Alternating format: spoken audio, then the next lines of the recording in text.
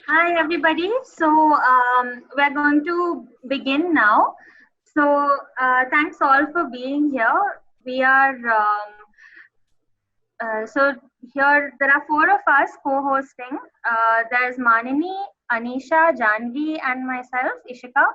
And together we organize talks around Bangalore. And now, due to lockdown, we've taken our talks online, which means we've been fortunate enough to have people from outside Bangalore sit in on these talks as well. And we try to do a lot of science communication activities and on a voluntary basis. And this is our second online talk, and it's extremely encouraging to see how many of you have joined us today. So thanks so much. And do keep track of all of the Oikos events which are coming up during this time and even afterwards. So today, like you know, we've organized this to have Saloni Bhatia speak to us about her PhD work in Ladakh. She is a researcher who spent 6 years studying human-carnivore interactions in high-altitude regions. She has used extremely interesting qualitative and multi-method approaches during this PhD, through which she has unearthed fascinating and very nuanced tales of the land. She's a really wonderful person to interact with, and if you know her well, you'll also know that she's a mother of two gorgeous cats, affectionately called Mama Ting and Ginny Peng, much more often than their actual given names. She also makes some of the tastiest dinners you could consume, but they are even better because she brings a lot of these amazing tales and her warm company to it all. She's a very incredibly talented researcher, and she was also once titled the Youth of Mulund for those of you from Bombay who understand suburban terms. Saloni really can do it all, and I'm sure you'll also agree by the end of her talk. So I'm going to hand it over to you, Saloni, to tell us about all of the work and field stories from your time in Ladakh. Thanks so much for being here. Thanks, Ishika. Hi, everyone, and welcome to this talk. I'm really happy you guys could join. I'm going to dive straight into the talk in the interest of time. And I would like to begin by sharing a childhood memory with all of you. So when I was little, my dad would narrate a bedtime story to me every night. And of all the stories he told me growing up, the one that stuck with me the most was that of a beautiful golden parrot that is rescued from the wild and caged by a powerful king. Now, this parrot tries really hard to break free, and when it finally does, it partakes in exhilarating adventures into unknown lands, and an adventure was narrated to me every night, till my father lay asleep and I lay awake in bed dreaming about these adventures.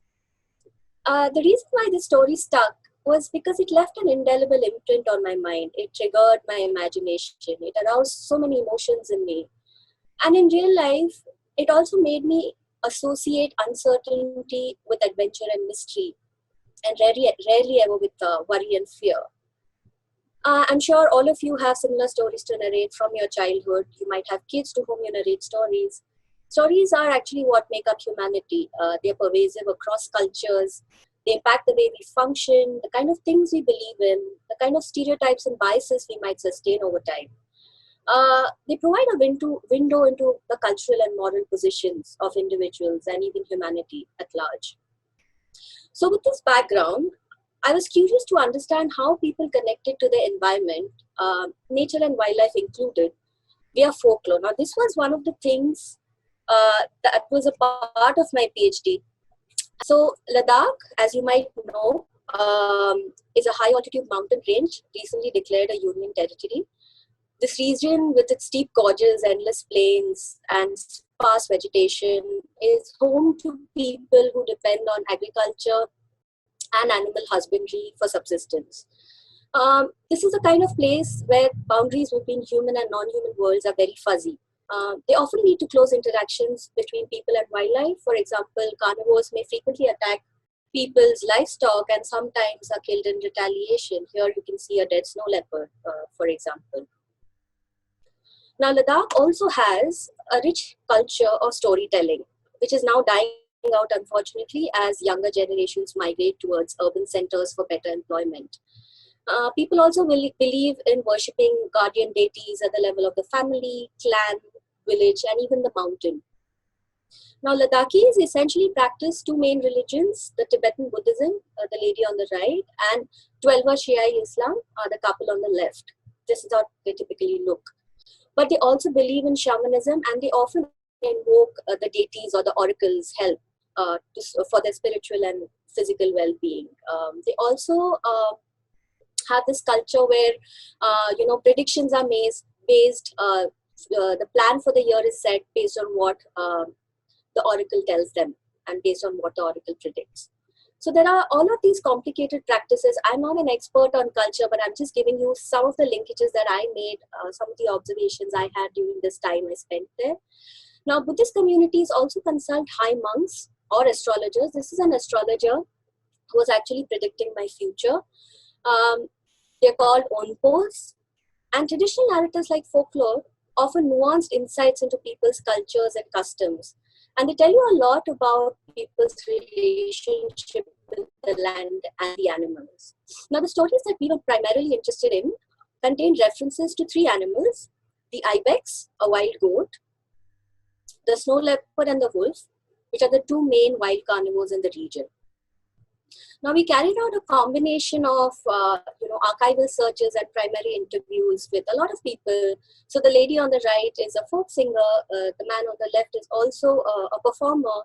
We spoke to several people. We spoke to Tibetan medical practitioners. We spoke to astrologers, historians, religious heads, monks, academic scholars, to kind of try to understand and piece together what people's relationship with wildlife looks like.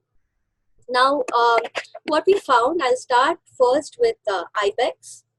The ibex, like I mentioned, if people don't know, is a wild goat. It's one of the primary preys of the snow leopard. Now, predominantly the narratives that focused on the ibex were utilitarian in nature. So forget the big words at the bottom of the screen and just focus on what I'm saying.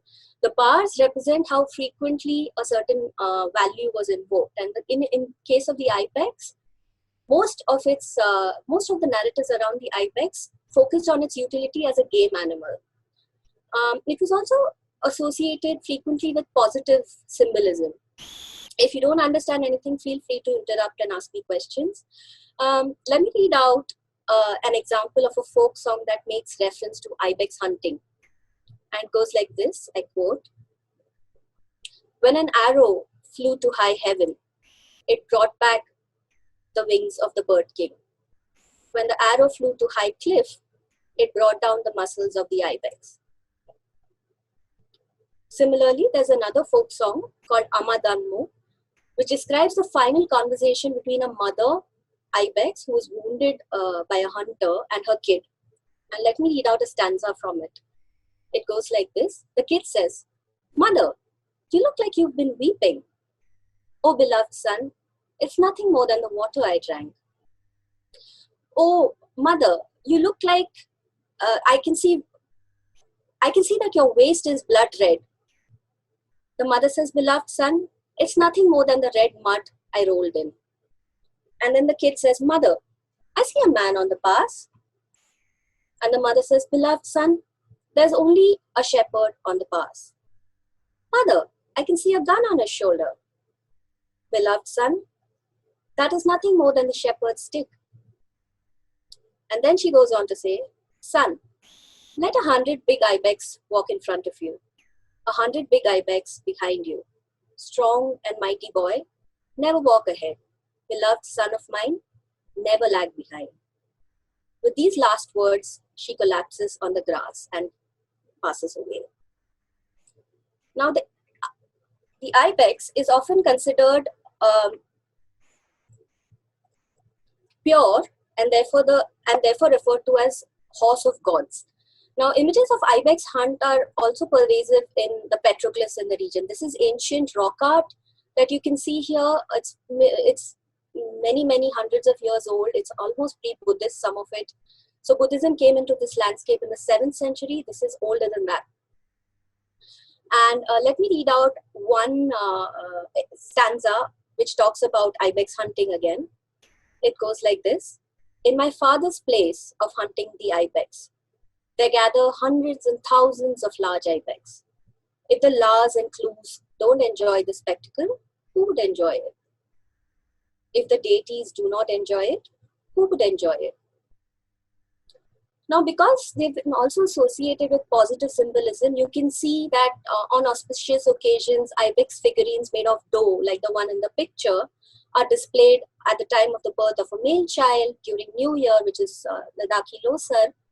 Their horns and blood used to be offered to deities to appease them. So this is a traditional structure called the Lato, which is a structure dedicated to the deities.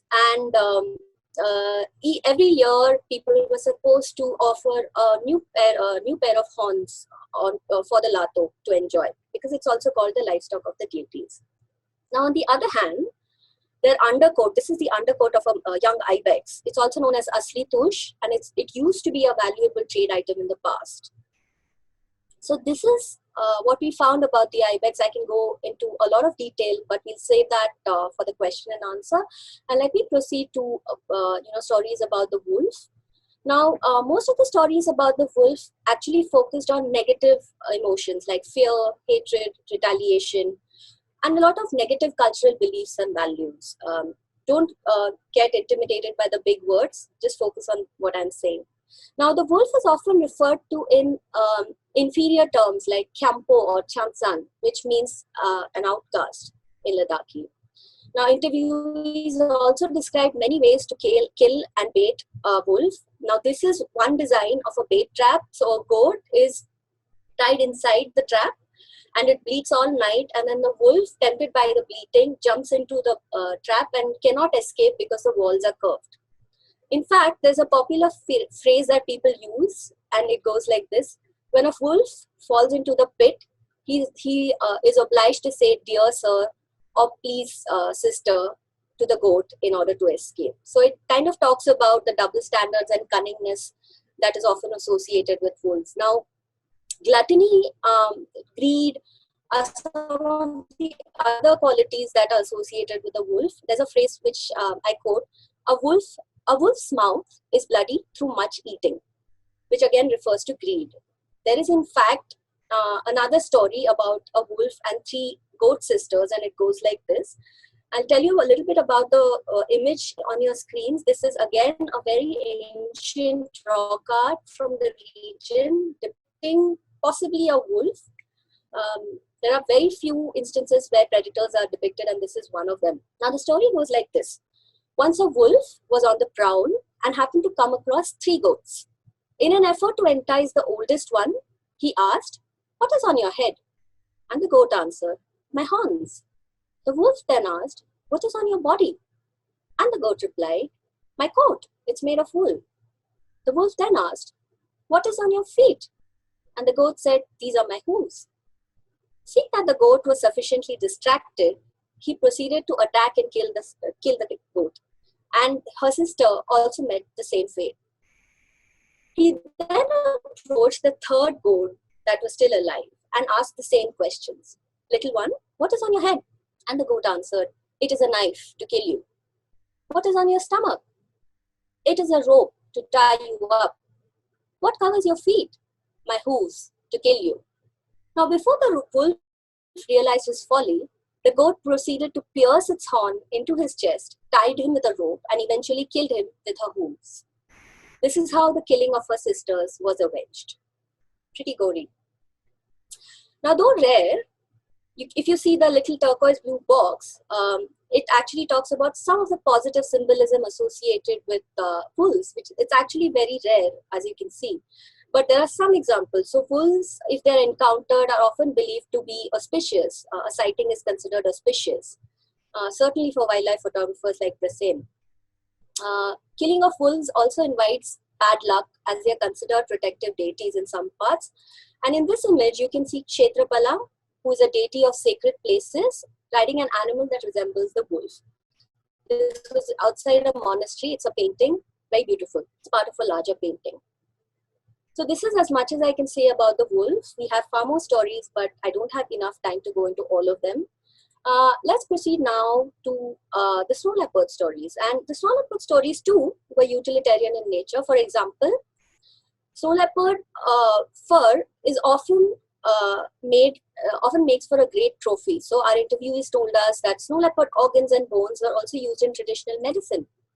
This is a page from a book of Tibetan medicine. You can see all the animals that you can see are used in some or the other form, and the one that is the brightest in the picture is the snow leopard. And there is actually they actually list out a recipe for making these medicines. In fact, this book also listed one recipe with dragon blood in it and menstrual blood. So it was quite an interesting book. Anyway, so traditional healing rituals don't only focus on the medicinal value of animals; they focus also on the spiritual values. So, snow leopard parts may be consumed not only for their medical properties, but also because it is believed that the animal's powers can be transferred to the person consuming it. That is how it works. Now, an interviewee also explained to us that their fur was traditionally used in making shoes and bags and lining the inner jacket, lining the jacket for warmth. This is again a painting, probably depicting snow leopard, stole. This was outside a monastery again. The guy has a really weird nose for some reason. Anyway, some of the narratives also focused on the behavior and ecology of the snow leopard. So, let me give you an example. The snow leopard is often referred to as Chan, which is the name that everybody knows, but also with other names like Jakpo, which means one who stalks. Salapo, which means one who eats grass, which snow leopards have been known to do when they have a stomach upset. And Teka, which means animal with a stick-like tail. And the snow leopard has the longest ratio of body to tail in the animal world. So these are some really cool observations that people have made. They are also parallel to the scientific findings. Although the role of these stories, or my role, was not to figure out whether they match with what is known to science, it was just to understand what are the convergences and divergences. Now this is a monastery. This painting at a monastery, which I showed you, depicts snow leopard use, but often you will find entire snow leopard bodies stuffed and displayed in the monasteries, especially in the, what is it called, the deity room, because they're considered to be very powerful and therefore can keep negative spirits away. Now, though infrequent, the snow leopard is often associated with positive symbolism. So let me give you an example of what that looks like. Now, this is my favorite story. And it goes like this. So once there is a yogi who is meditating in a cave for several years. At the end of his meditation, the deity he was praying to manifested itself in the form of a snow leopard. Now, he fed the animal as a kind of as an act of kindness, and he didn't know at that point that what he was actually feeding the deity. The next day, a snow leopard left a freshly killed ungulate at the entrance of his cave. It was an offering from the deity to the yogin. So there are some very cool stories like that. There's another story about a person who was meditating for several years, and he was meditating about this particular deity, praying to this particular deity, and it finally does manifest itself in the form of a snow leopard, but then tells him never to mention this. This is I don't know if it's a legend, but a lot of people believe that it has happened, and I was going to meet that person, but somehow it didn't work out. Anyway, to quickly summarize, what we were trying to do is understand the relationship between people and these high altitude mammals like ibex and wolf and snow leopard, right? And we were trying to use folklore as a lens to understand this. Now, as I mentioned earlier, animals in folklore allow us to understand and explain the way the world works, how we see things. The symbolic associations in particular make us think and make sense of the social structures and the moral codes, and can also allow us to participate in political discourses about the human and non-human worlds. And not all of them, like I said, are scientifically accurate. It's more about trying to see the world through an alternative lens. Now, it appears that certain animals are used to illustrate certain qualities more than others. Now, for example, the ibex is globally a game species. It's always hunted for trophy. But here in Ladakh, It had close links with economic as well as cultural dimensions, like I mentioned. The wolf, on the other hand, is usually not considered sacred, and this is a trend across the globe. In fact, quite the opposite. This predator is often associated with negative sentiments and symbolism, barring very few narratives. As far as the snow leopard is concerned, most of the story is focused on its aesthetic and economic value, with a good mix of ecological perspectives. Now, what I want you to do is just for a moment, look at this animal. This is a snow lion. Now, the snow lion is a mythical feline in Buddhist iconography and in their religious folklore. So the snow lion is often referred to as the lion of the Himalaya. It's believed to confer good fortune in the country where it resides. Its image is often carved or sculpted or painted in monasteries. It has a turquoise blue mane and a white coat. Now, the snow lion in real life actually shares a lot of traits with the snow leopard. For example, its ability to hunt and survive in the cold, and I will demonstrate how. It has a camouflaged coat because it lives in the glaciers. It has a white coat and a bushy tail, just like the snow leopard. And as one would expect, most stories about the snow lion were associated with positive symbolism. So it is an auspicious vehicle for numerous deities. So on the left, you see Tashi Tseringma riding a snow lion in this image. The image on the right depicts the snow lion in its natural habitat. It's also painted outside a monastery, the natural habitat being glaciers or snow mountains. Now, majority of the snow lion stories that we discussed focused on how the animal represents values such as fearlessness, pride, strength, courage, and what have you. Now, let me read out just one folk song which invokes the snow lion, and it goes like this. In the top knot of the East Glacier's shining crystal arises the blessing of the strong white lion. He is a king of quadrupeds. It is said he holds the subject beasts by law. At the time when he descends the edge of the blue glacier, his anger and pride are in great fury and arrogance. If he does not, with his turquoise blue mane, conquer the snowstorm, why should it raise an enemy? There's various folk songs around the snow lion. It's very beautiful.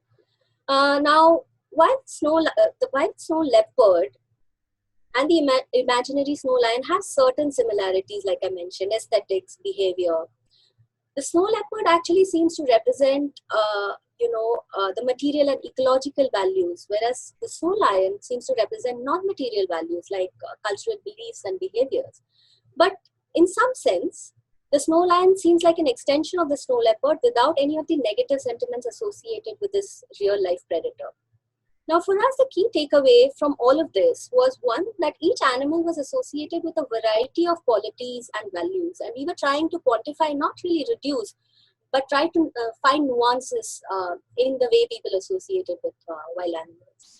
And the four animals together represent a spectrum of values, with maybe the snow lion, this is just for representation's sake, being on the positive end of the spectrum, the snow leopard and the ibex somewhere in between, and the wolf at the negative end of the spectrum.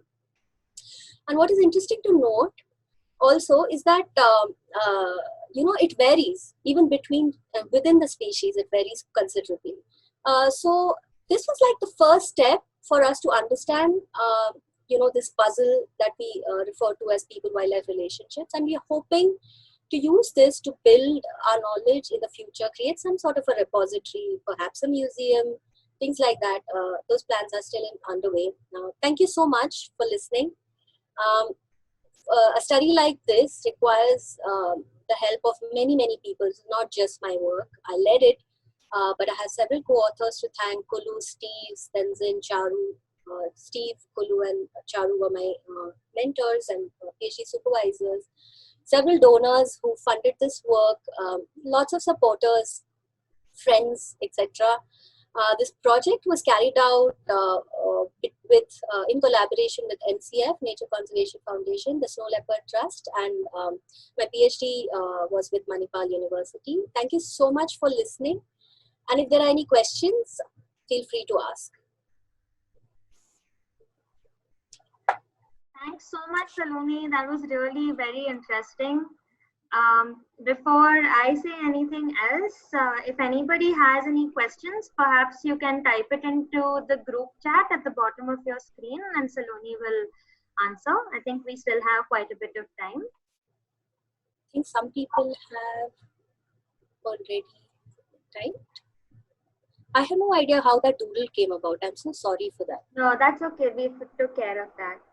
Sarang has asked about any books or websites where he can read more. Read more on what? On what you spoke about. So there are a lot of books. Most of them are published locally. I can recommend a few books. There is this book which is right next to me. It's called The Ancient Wisdom. It's hard to get a copy of this book because it was self-published by a person in Kargil, Asfiandar Khan, Kacho Asfiandar Khan. It has a lot of information. All these are my notes. But it has a lot of information about songs and quotes and stories and things like that. There is another book called Reflections on Ladakh and Ladakh, Tibet and Central Asia. This is by a very renowned historian called Abdul Ghani Shah. So yeah, he's another person who you can read. There's also Ancient Futures by Helena Norberg, which is a great start also. So yeah, and for anything else, you can always get in touch with me and we can discuss it more. Okay. Any more questions? Are you planning to or already using them for conservation?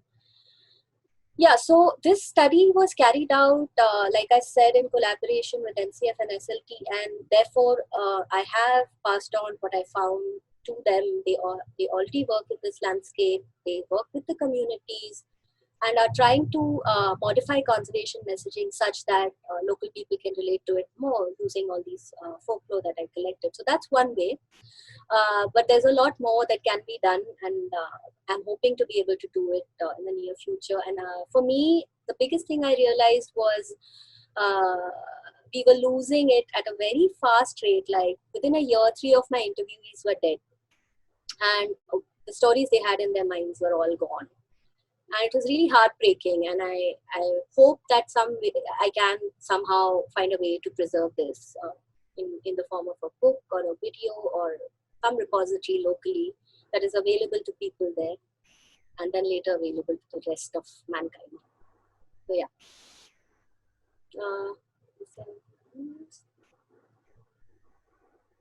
Was wondering what language were the folk songs translated from. So the folk songs were either Ladakhi or Tibetan or Puriki.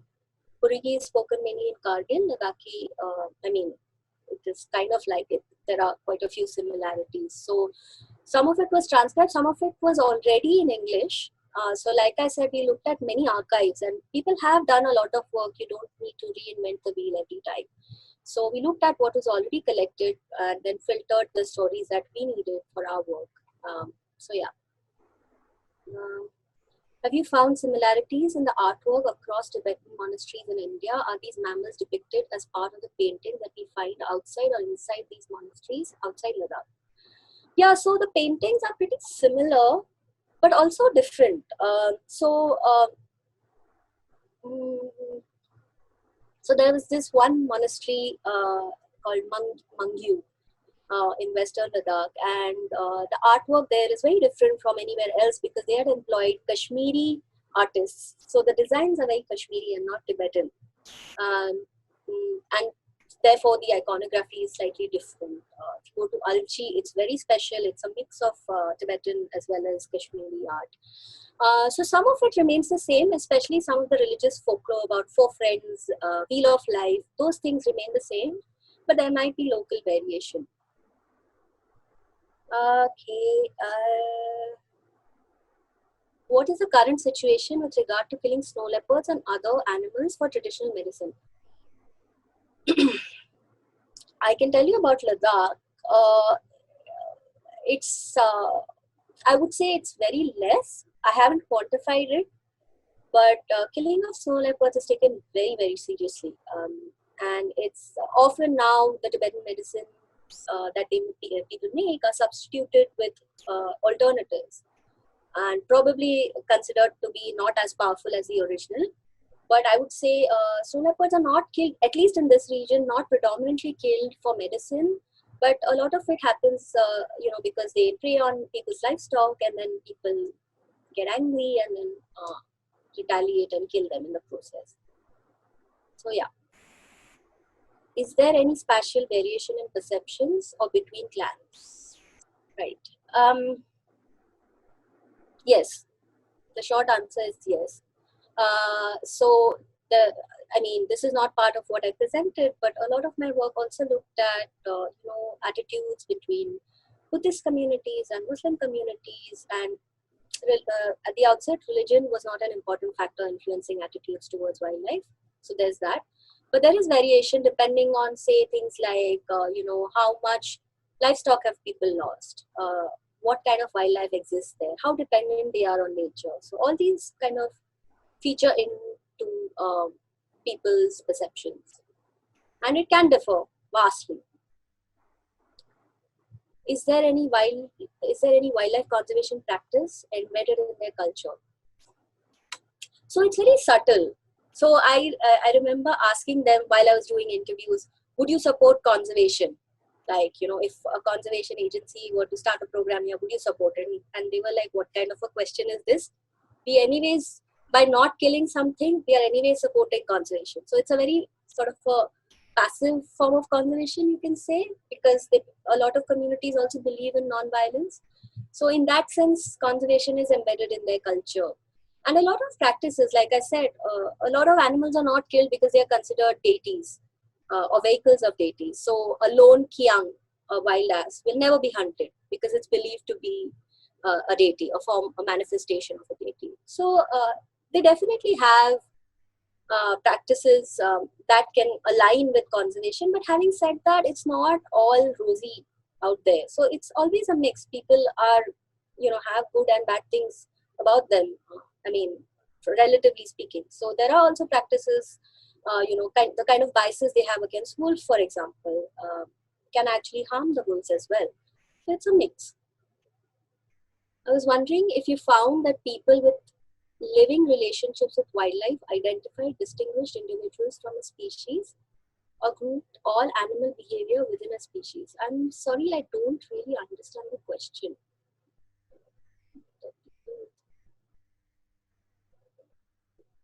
Okay. That's a very interesting question. I don't know the answer to that. I don't think they see wildlife often enough to be able to tell individuals from a species.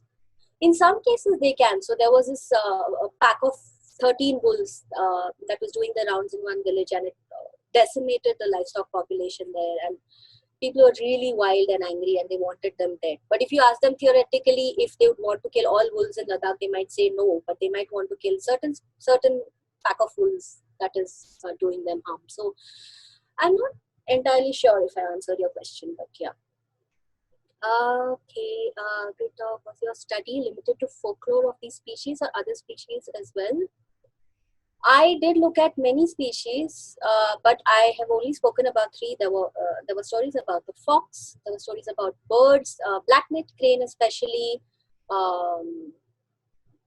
Yeah, so there are plenty of stories, choughs, many animals, but it's all sitting in my hard drive and I haven't analyzed it yet. Okay. What symbolism is associated with a horse? Any Tibetan story tales? Do you mean wild horse? There are lots of stories about the domestic horse, but I don't know any about the wild horse. I wouldn't know because I haven't looked at those stories. So, yeah, I won't be able to tell you. Sorry. Did you find changes in narratives and stories? With the dearth of elders and the stories with them, was there just a complete absence in the story world relationship, or is it shifting? Yeah, so change is very hard to monitor because, see, the kind of information we collected, I hadn't come across it when I started. So I just lumped all the past and present and all the stories together. And I don't know which of these stories are more relevant today than they were, in the previous generation. It's hard to tell. That would be the second cut of information. But you can clearly tell that the younger generation does not know as much about nature. They don't engage with it in the same way. They engage with it in a different way, which is good and bad. So for the younger generation, things like tourism become very important, and then especially snow leopard tourism. So their relationship, the way they view the snow leopard is through an economic lens.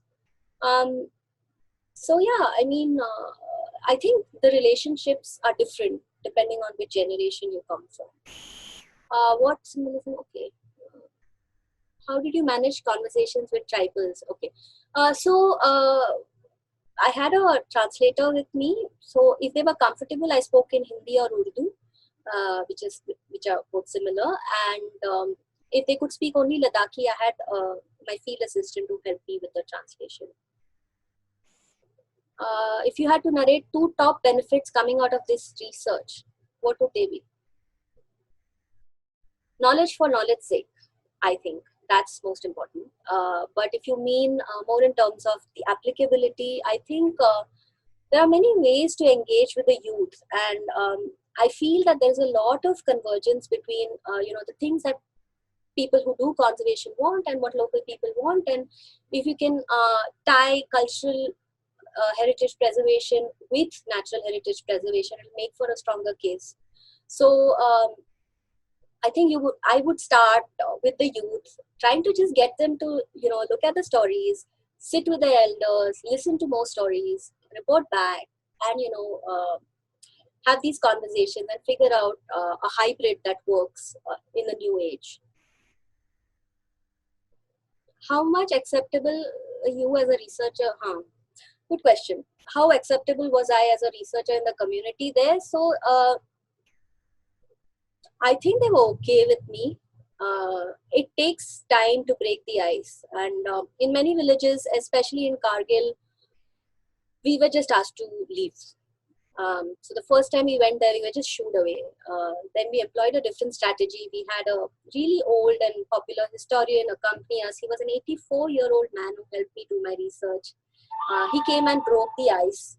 And so it was really nice to have someone to kind of be the mediator between a community that is very suspicious for very valid reasons and a researcher. So in some parts, people were extremely welcoming. In other parts, they were a bit skeptical. But I think if you give it enough time and if you're humble enough, I think it works. Did you come across any animistic beliefs with respect to other natural elements? Yes, like water, earth, forests, not forests so much. But yeah, so there are a lot of animistic beliefs that are still there because before Buddhism came into this landscape around maybe 7th or the 8th century, and then Islam in around the 13th or the 14th century. But before that, pre-Buddhist was all Bon. And Bon is essentially an animistic religion. So they believe in all the elements of nature. In fact, there are a lot of practices which, viewed from today's lens, are questionable. For example, they had child sacrifice, to appease to deities. So now all of that has been kind of phased out, but there are a lot of beliefs that are still there. In fact, the belief in Lato or the local deity, offering it horns and all, is an animistic belief. So yeah. Just wanted to check if you happen to come across the locals in Ladakh bringing any such interaction belief in their tribal art. Yes, so one of the artistic representation that we found were the petroglyphs, and like I showed, a lot of them focused on snow leopards, wolves, predominantly on wild game, and these were often along the river because that's how people migrated, along the river. So a lot of art was found on rocks of a particular kind where you could properly carve out, and you could see scenes of hunting, you could see just interactions between people and animals, you could see spirits depicted on this, you could see people, you could see deities, you could see Tibetan symbolism, all sorts of things. So yeah, there is a lot of it depicted there. And the other part is, the religious art, like outside monasteries and all. That has a lot of symbolism too. All right. Is that it? Yeah, I think that's all the questions we have now. And like you said, anybody who has more questions or comments or wants to know more can get in touch with you. You've been kind enough to share your email ID with everybody here. So thanks so much, Saloni. Thank you guys for joining. This was really very interesting, and it's a talk unlike one we've had before. And I think just the sheer number of questions and participation tells us how easily everybody understood the work that you've done and how much they really enjoyed it. So, like, I think a lot of people, even in the comment section, are saying that they feel transported to Ladakh. So That's thanks nice. so much for that. Thank you everybody here for joining us today. We are really thrilled that these online talks are getting this kind of participation. Please do keep an eye out for more such events. You can follow us online on any social media at Cafe Oikos. And we also have a mailing list that updates you on upcoming events that we have, which is cafeoikos.blr@gmail.com. So if you would like to be added to that and be intimated, you can drop us an email there. I'll leave the email ID in the comment section here. So thank you everybody for joining us